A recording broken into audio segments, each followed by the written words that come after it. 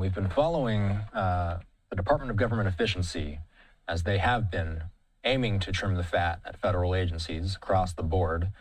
We have standing by here Jacob Carstens. He's an assistant professor of atmospheric sciences at the University of North Dakota. So, Jacob, let's put this in perspective. We heard a little bit about it in the piece, but how is NOAA's and the National Weather Service's data used in people's everyday lives?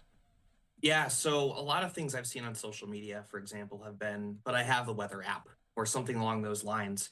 In reality, that's NOAA data. All over the country, we have, and this has been over decades of work, radar instrumentation, automated sensors at airports and other locations around the United States. We've really built up an extensive and very impressive network to monitor weather over several decades. And that even includes the satellites up in space that help us to track things like tropical cyclones as we start to, get a couple months closer to hurricane season.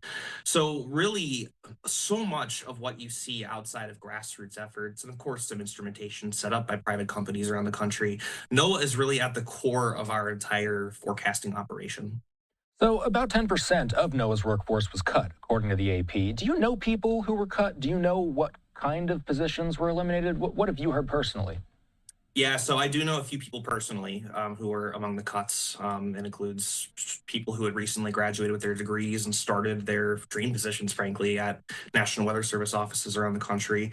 The kind of people that you maybe think of in this forecasting chair that are the ones responsible for your day to day, 50% chance of rain with a high of 71 degrees, but also people working behind the scenes, people working on technical, repairing radars when they don't work, for example, people that work in model developments to help us forecast severe weather events, blizzards, hurricanes, all this different stuff. Because in reality, so much of what we rely on now in atmospheric science is this computing ability, our ability to kind of take the math and physics of the atmosphere and put it into these models to really help us forecast days, even a couple weeks out into the future.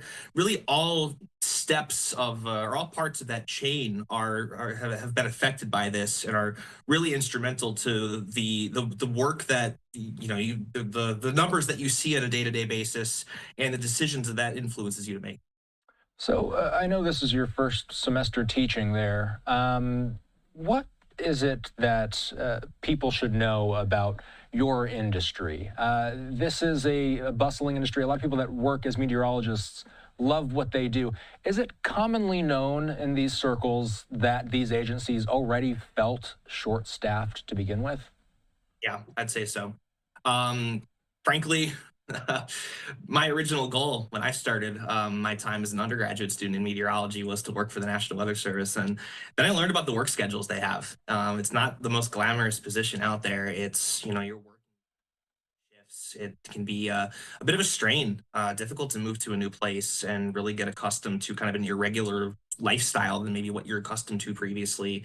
And moving around often pretty early in your career is a pretty common thing for our new graduates to experience. I think you already kind of hinted at it, but the thing that is common across this field is these people are not in it for money, for fame, for notoriety.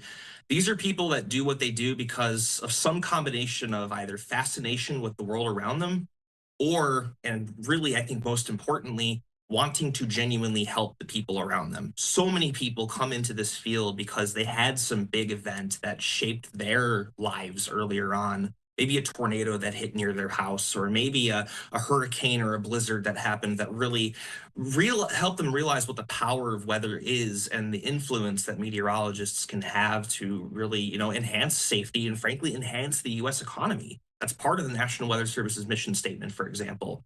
And so you're going to find, I think, any meteorologist that you talk to has that kind of origin story and that kind of motivation for what they do. And that's really what I think makes this a special field that I'm happy to be a part of. From your point of view, what sort of tangible impact will this actually have on people's day to day? Yeah. So I'd say the hope is that you're probably not going to see too much change in the immediate term, right? We're looking for the potential for severe weather this upcoming week. And, I think the people that are going to be still working in those offices in the Southeast that are going to be monitoring this are going to work their tails off and do everything that they can to issue timely warnings and keep people safe. What I think I'm concerned about particularly is some of the longer term ramifications. Again, we have a radar network around the country that is 30 plus years old. And, we've been trying to work as a field to upgrade that system nationally.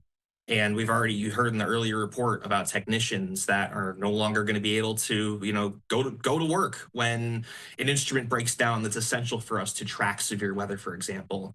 Our satellite technology that's out in space has gotten so much better, but right, these instruments only last for a few years at a time, and we always are working on new ways to kind of innovate that technology, continue to improve and expand our observational network, because without that we don't really have the ability to actually predict the weather with the skill that we've been able to develop over the past, you feed in garbage, you get garbage out. That's kind of the idea of how weather modeling really is. And that's the thing I'm kind of concerned about is the gradual, without the continued investment, the gradual decay in obviously the people and the minds behind weather forecasting, but also the instruments that really help us to sort of kick off the forecasting process. Such a critical industry, Jacob. It's good to see you. We'll talk again soon. All right, sounds good. Take care.